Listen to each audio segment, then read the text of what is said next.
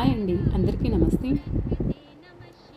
So మీ person, మీ మనసులో ఉన్న వ్యక్తి ఎవరైతే ఉన్నారో మీ గురించి ఏం ఆలోచిస్తున్నారు? మీరు నో కాంటాక్ట్లో ఉండొచ్చు, సపరేషన్లో ఉండొచ్చు, ఆన్ అండ్ ఆఫ్ సిచ్యువేషన్లో ఉండొచ్చు. సో ఏదైనా కావచ్చు.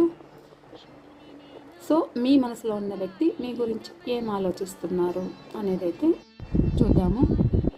అండ్ మీరైతే మర్చిపోకుండా మీరు లైక్ ఇచ్చి మీరు ఏది మేనిఫెస్టేషన్ చేయాలి అనేది కూడా చెప్తాను. ఇక్కడ మీ పర్సన్ థర్డ్ పార్టీ ఇన్వాల్వ్మెంట్ తోటి ఇక్కడ మీతో కలిసి ప్రయాణించలేకపోతున్నాను అన్న ఫీలింగ్ ఉంది.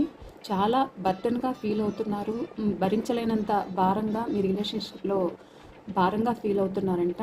అంటే తన చుట్టూ ఉన్న పరిస్థితుల వల్ల తను ఒక బౌండరీ అనేది అయితే పెట్టుకున్నారు. కానీ ఇక్కడ మీరైతే ఇష్టం ఉంది, మీ మీద ప్రేమ ఆకర్షణ బలంగా స్ట్రాంగ్గా అయితే కనిపిస్తుంది. ఈ కనెక్షన్ వాళ్ళకి మీరంటే ఒక స్పెషల్గా అనేది అయితే చూస్తున్నారు. మళ్ళీ మీతో న్యూ ఆపర్చునిటీ కావాలనేది అయితే కోరుకుంటున్నారు. మీరైతే 717 కమ్యూనికేట్ చేయడానికి మేనిఫెస్ట్ అయితే చేసుకోండి.